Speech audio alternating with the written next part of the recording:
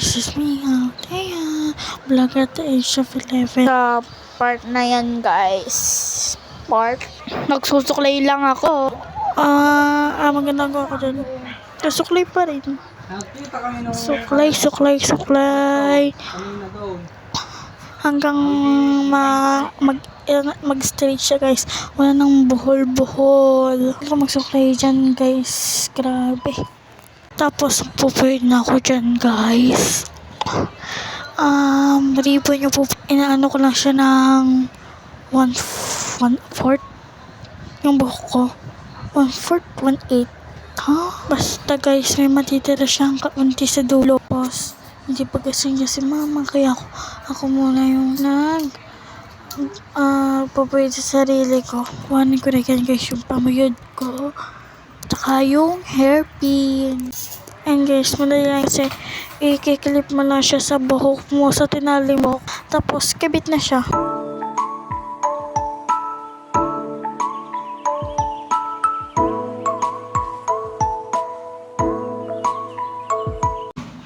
Ilalagay ko na yan, guys, yung hairpin ko para hindi malagdag yung mga bangs.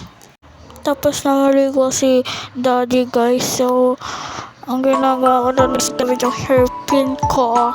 Tapos, guys, nagising sa akin. Ipulit niya sa akin yung uulitin niya yung ginawa kong hairstyle. Pero ganun pa rin yung hairstyle. Pero yung minagin pa yung sa gilid. Kaya ulitin niya.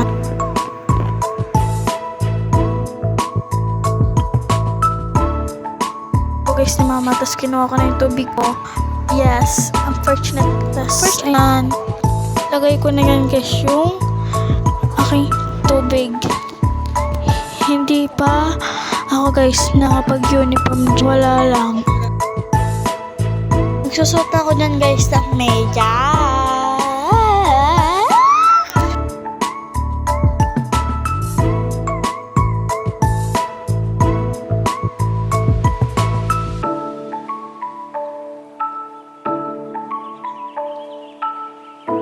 Ganda na ako dyan, guys, ng tubig ko.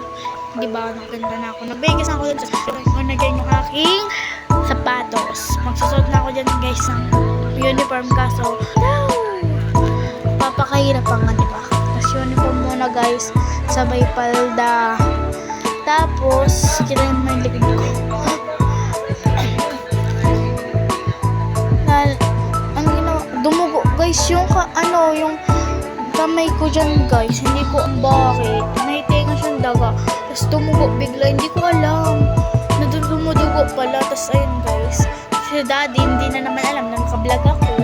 Suot na ako dyan, guys, ng uniform. Tapos kinuha na din yung relo, guys.